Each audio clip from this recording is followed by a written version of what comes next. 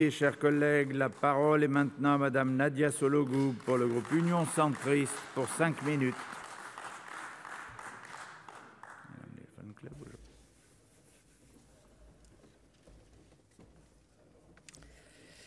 Monsieur le Président, Monsieur le Ministre, Madame la Présidente de Commission, Monsieur le rapporteur, mes chers collègues.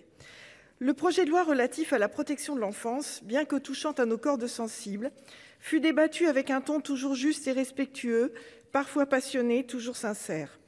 Monsieur le ministre nous fit une proposition qui met les enfants au cœur de notre réflexion, des enfants qui ne doivent pas être placés au sens de caser, mais doivent chacun, en foyer ou en famille, trouver sa place et grandir harmonieusement en étant toujours protégés, accompagnés, comme en particulier ces mineurs qui ne le sont pas. Ces enfants qui, il faut bien le reconnaître, se construisent trop souvent de travers parce qu'ils sont soumis à des vents contraires et que les tuteurs sont parfois défaillants. Des enfants qui finissent dans la rue, sans formation, sans avenir, sans amour, malgré les moyens que la collectivité a pourtant engagés, mais comme autant de signes vivants de notre échec collectif. Les différents acteurs de la protection de l'enfance, à votre initiative, Monsieur le ministre, ont repris la copie et avec vous ont élaboré une feuille de route sans tabou. L'Assemblée nationale a amendé le texte, en particulier sous l'impulsion de Perrine Goulet, députée de la Nièvre, qui a grandi dans les foyers de l'aide sociale à l'enfance et qui a fait de cette cause un des moteurs de son engagement.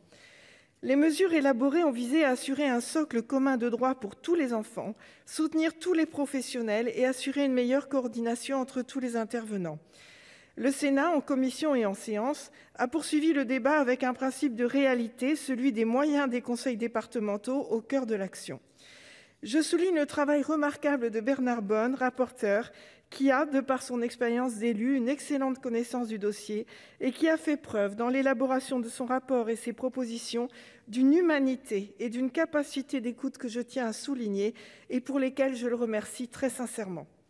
La commission mixte paritaire a permis de finaliser certains points qui ont fait consensus, portant en particulier sur le versement à la famille de l'allocation de rentrée scolaire uniquement lorsque l'enfant réside au domicile d'un membre de sa famille, la sécurisation et l'anticipation de l'accès à l'autonomie des jeunes ne bénéficiant ni de revenus ni de soutien familial, la prise en compte des jeunes qui se livrent à la prostitution comme des victimes devant relever de mesures de protection, la possibilité pour le président du conseil départemental de saisir le bâtonnier en vue de la désignation d'un avocat pour l'enfant capable de discernement et d'un administrateur ad hoc pour l'enfant non capable de discernement, et enfin les conditions de mise en œuvre de week-ends de repos mensuels introduits par les assistants familiaux. Un sujet ne fit pas consensus, celui du délai de 2 ans accordé aux conseils départementaux pour accueillir, pour une durée n'excédant pas 2 mois, dans des cas d'urgence, les jeunes de moins de 21 ans dans des hôtels.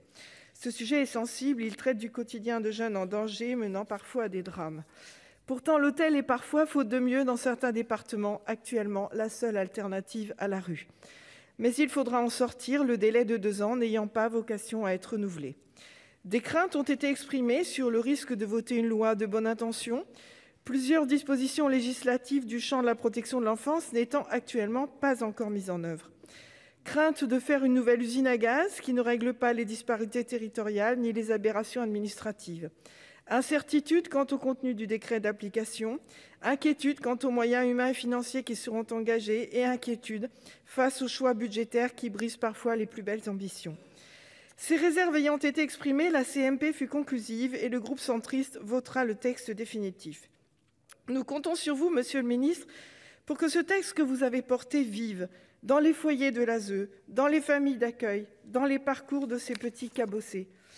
Je voudrais terminer mon propos en citant un grand homme, d'abord parce qu'il est nivernais, ensuite parce qu'il est assistant familial dans une petite commune rurale. Il a livré son témoignage dans la presse locale. « Depuis que je suis assistant maternel, je sais pourquoi je me lève le matin, dit-il. Pour faire ce métier, il faut 2 choses, avoir un grand cœur et être cinglé. Nous lui devons bien cela, à lui qui essaye tous les jours de réparer des enfants amochés. Nous lui devons cela à lui, aux jeunes de l'ASE qui tentent de se construire un avenir, aux associations qui œuvrent inlassablement, et je remercie sincèrement celles de la Nièvre qui m'ont éclairée, aux parrains et marraines à venir, et à tous ceux qui ne supportent plus qu'il puisse y avoir, en France, des enfants privés de leurs droits fondamentaux. Je vous remercie. Merci, chers collègues.